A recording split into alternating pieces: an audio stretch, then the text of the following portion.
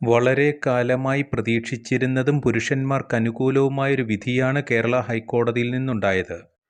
പുതിയൊരധ്യായത്തിലേക്ക് ഏവർക്കും സ്വാഗതം. Channel subscribe ചെയ്യാനും ഉപകാരപ്രദമെങ്കിൽ ഷെയർ ചെയ്യാനും മറക്കരുത്. അവിഹിതത്തിൽ ജീവിച്ചുകൊണ്ട് ഭർത്താവിൽ നിന്ന് ചിലവിന് ലഭിക്കുന്നതിന് വേണ്ടി കോടതിയെ സമീപിക്കുന്നവർക്ക് ഈ വിധി വ്യക്തമായ താക്കീതാണ്. ഒരു പുരുഷൻ തൻ്റെ ഭാര്യ അഡൾട്ടറിയിലാണ് ജീവിക്കുന്നതെന്ന് തെളിയിക്കുന്നതിന് ഡയറക്റ്റ് എവിഡൻസ് ആവശ്യമില്ലെന്നും മെയിൻ്റനൻസ് നിരാകരിക്കുന്നതിന് അഡൾട്ടറിയുടെ സാഹചര്യ തെളിവുകൾ മാത്രം മതിയെന്നും ഹൈക്കോടതി. ഭാര്യ അവിഹിതത്തിൽ ജീവിക്കുകയാണെന്ന് ഭർത്താവ് പരാതി ഉന്നയിക്കുകയും അതുകൊണ്ട് മെയിൻ്റനൻസ് അവകാശം നിഷേധിക്കണമെന്നും ആവശ്യപ്പെട്ടാൽ ക്രിമിനൽ പ്രൊസീജിയർ പോലെ അഡൾട്ടറി സംശയമന്യേ തെളിയിക്കേണ്ട ഒന്നല്ല, മറിച്ച് അങ്ങേയറ്റം സാധ്യതകൾ മതിയാകുന്നതാണ്. സാഹചര്യ തെളിവുകളിലൂടെ വ്യക്തമാക്കാവുന്നതും മെയിൻ്റനൻസ് നിരാകരിക്കാവുന്നതുമാണ്. അഡൾട്ടറിയിൽ രഹസ്യതയുണ്ട്, അതിന് ഡയറക്റ്റ് എവിഡൻസ് ലഭിക്കുന്നത് പ്രയാസകരമാണ്. എന്നാൽ സാഹചര്യ തെളിവുകളിൽ നിന്ന് ലോജിക്കൽ കൺക്ലൂഷനിലേക്ക് എത്താവുന്നതാണ്. ഈ വിധിയിലൂടെ നിരപരാധികളായ ഭർത്താക്കന്മാരിൽ നിന്ന് CRPC 125 വകുപ്പ് പ്രകാരം ചിലവിന് വാങ്ങിയെടുക്കാൻ ഇത്തരത്തിൽ ജീവിക്കുന്ന ഭാര്യമാർക്ക് പ്രയാസകരമായിരിക്കും. ലിവിങ് ഇൻ അഡൾട്ടറി എന്നത് സാഹചര്യ തെളിവുകൾ കൊണ്ട് വ്യക്തമാക്കിയാൽ മതിയാകുന്നതാണ്. ക്രിമിനൽ കേസ് പോലെയുള്ള പ്രൂഫ് നൽകേണ്ട ആവശ്യമുണ്ടാകുന്നില്ല.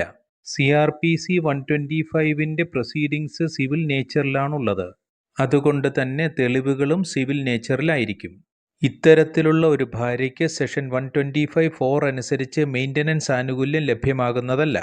അഡൾട്ടറസ് ലൈഫിലാണോ ജീവിക്കുന്നതെന്ന് വൈഫിൻ്റെ ബിഹേവിയറും സാഹചര്യങ്ങളും സറൗണ്ടിങ് ഫാക്ട്സും വ്യക്തമായാൽ ലോജിക്കലായ ഒരു കൺക്ലൂഷനിലേക്ക് എത്താൻ കഴിയും.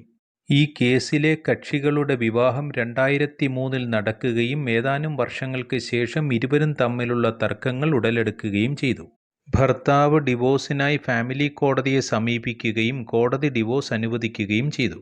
ഭാര്യ അതേ കോടതിയിൽ CRPC 125 പ്രകാരം 25,000 രൂപ മെയിൻ്റനൻസ് ആവശ്യപ്പെട്ടുകൊണ്ട് 2020 MC പെറ്റീഷൻ ഫയൽ ചെയ്തു. ഈ മെയിൻ്റനൻസ് പെറ്റീഷനെ ഭർത്താവ് എതിർത്തു. CRPC 125(4) പ്രകാരം ലിവിങ് ഇൻ അഡൾട്ടറിയിലുള്ള ഭാര്യയ്ക്ക് ചിലവിന് നൽകേണ്ടതില്ലെന്ന് കോടതിയെ ബോധിപ്പിച്ചു. എന്നാൽ ഫാമിലി കോടതി ഭർത്താവിൻ്റെ ഈ കണ്ടൻഷൻ അംഗീകരിച്ചില്ല. ഭാര്യയ്ക്ക് മാസം 7,500 രൂപ വീതം മെയിൻ്റനൻസ് നൽകണമെന്ന് ഉത്തരവായി. ഭർത്താവ് ഈ വിഷയത്തിൽ ഹൈക്കോടതിയിൽ റിവിഷൻ പെറ്റീഷൻ ഫയൽ ചെയ്തു. അഡൾട്ടറിയിൽ ജീവിക്കുന്ന ഒരു ഭാര്യയ്ക്ക് മെയിൻ്റനൻസ് ലഭിക്കാൻ അർഹതയില്ല.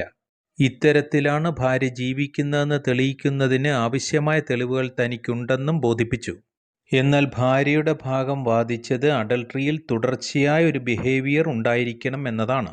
ഒരു ഇവൻ്റ് കൊണ്ട് ഡിസ്ക്വാളിഫൈ ചെയ്യാൻ കഴിയുന്ന ഒന്നല്ല. കോടതിയും അഭിപ്രായപ്പെട്ടത് കണ്ടിന്യൂസ് ബിഹേവിയർ തെളിയിക്കേണ്ടതുണ്ട് എന്ന് തന്നെയാണ്. എന്നാൽ ഇവിടെ ബിഹേവിയർ എന്നത് സർക്കംസ്റ്റാൻഷ്യൽ എവിഡൻസിലൂടെ പ്രൂവ് ചെയ്യാൻ കഴിയുന്നതാണ്. ഓവറാൾ പാറ്റേൺ ആണ് പരിഗണിക്കേണ്ടത്, ഇൻസിഡൻറ്റുകളുടെ നമ്പർ കണക്കാക്കിയല്ല. കോടതി ഭർത്താവ് സമർപ്പിച്ച മെഡിക്കലും കൗൺസിലിംഗ് റെക്കോർഡ്സും പരിഗണിക്കുകയുണ്ടായി. ഭാര്യയെ ട്രീറ്റ് ചെയ്ത സൈക്കോളജിസ്റ്റിനെ എക്സാമിൻ ചെയ്തതിൽ ഭാര്യയുടെ എക്സ്ട്രാ മാരിറ്റൽ റിലേഷൻഷിപ്പുമായി ബന്ധപ്പെട്ട പല എൻട്രികളും ഫയലിൽ രേഖപ്പെടുത്തിയിട്ടുള്ളതായി ബോധ്യപ്പെട്ടു. സൈക്കാട്രിസ്റ്റിൻ്റെ റെക്കോർഡിലും 1 വർഷമായി ഭാര്യയ്ക്ക് ഒരു അഫെയർ ഉണ്ടെന്നും അതിന് വിവാഹബന്ധത്തേക്കാൾ ഭാര്യ വില കൽപ്പിക്കുന്നുണ്ടെന്നും വ്യക്തമായിരുന്നു. ഡോക്ടർ പേഴ്സണലായി നോട്ട് ചെയ്തതും ഭാര്യയ്ക്ക് എക്സ്ട്രാ മാരിറ്റൽ റിലേഷൻ ഉണ്ടെന്ന് തന്നെയാണ്. തനിക്കൊരു എക്സ്ട്രാ അഫെയർ ഉള്ള വിഷയം പേഷ്യൻസ് ഓപ്പണായി അഡ്മിറ്റ് ചെയ്യാറില്ല. എന്നാൽ അവരുടെ ബിഹേവിയറൽ നോട്ട്സിൽ നിന്ന് അത് വ്യക്തമാകുന്നതാണ്. സാക്ഷി വിസ്താരത്തിൽ ഒരു സാക്ഷി വ്യക്തമാക്കിയത് ഈ സ്ത്രീ മറ്റൊരാളോടൊപ്പം ഹാഫ് നേക്കഡായി ഒരു വാഹനത്തിൽ ഇരിക്കുന്നതായി കണ്ടു എന്നതാണ്. അതേ പുരുഷനുമായി ഒരുമിച്ചുള്ളതായി ഇരുവരുടെയും മൊബൈൽ ടവർ ലൊക്കേഷൻ ഡാറ്റ പരിശോധിച്ചപ്പോഴും വ്യക്തമായിരുന്നു. ഭാര്യയുമായി അവിഹിത ബന്ധമുണ്ടെന്ന് ആരോപിക്കപ്പെടുന്ന വ്യക്തിയും ഡിവോഴ്സ് പ്രോസസ്സിലാണ്. ആ വ്യക്തിയുടെ ഭാര്യയും അഡൾട്ടറി ആരോപിക്കുന്നുണ്ട്.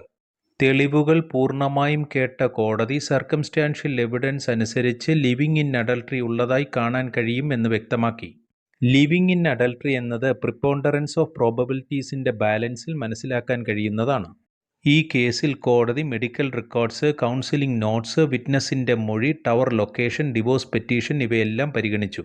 ഭർത്താവിനെതിരെ 498A കേസ് ഫയൽ ചെയ്യുകയും അത് ഫാൾസ് ആണെന്ന് കണ്ട് പോലീസ് തന്നെ തള്ളിക്കളയുകയുമുണ്ടായി. ഇതും ഭർത്താവിന് അനുകൂലമായി. ശക്തമായ സാഹചര്യ തെളിവുകളുണ്ട്, അത് മതിയാകുന്നതാണ്. കേരള ഹൈക്കോടതിയിൽ ഡോക്ടർ ജസ്റ്റിസ് കൗസർ എടപ്പകത്താണ് ഈ കേസ് പരിഗണിച്ചത്. മെയിൻ്റനൻസ് അനുവദിച്ചുകൊണ്ടുള്ള ഫാമിലി കോടതി വിധി ഹൈക്കോടതി സെറ്റസൈഡ് ചെയ്യുകയാണുണ്ടായത്. നിയമപരമായി ഇത്തരം വിഷയങ്ങൾ അറിയുന്നതിന് ചാനലിലെ മറ്റ് വീഡിയോകൾ കാണുക. മറ്റൊരധ്യായവുമായി വീണ്ടും കാണാം. Thanks for watching.